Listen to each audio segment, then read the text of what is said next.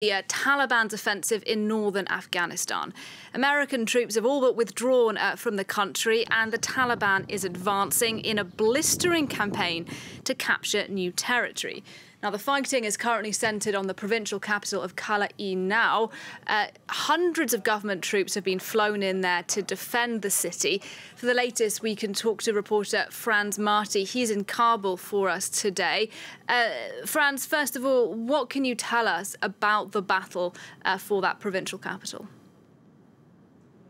As far as I can tell now, the situation is kind of normalized. So the Taliban yesterday entered the city, and government forces then abandoned some parts but fought back. The governor of the capital issued a video statement that they are fighting back, had himself taken up arms. And then by yesterday night, they seem to have pushed out the Taliban out of the city. The rest of the province has fallen to the Taliban. Most of the province was since long under Taliban control, or at least influence. So there are, as far as I can tell, still like skirmishes going on at outside the city, at the outskirts. But the situation isn't critical anymore. As you mentioned, there have been like additional troops being flown in.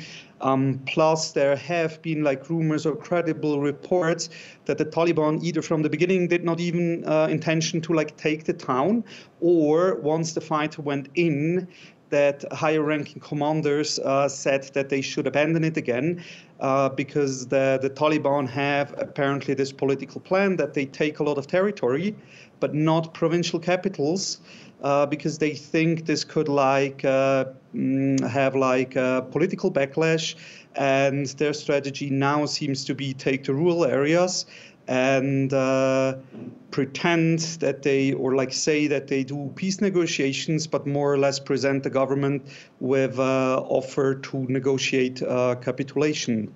Well, they certainly do seem to be taking territory fast. I mean, this is something of a lightning offensive, isn't it, by the Taliban?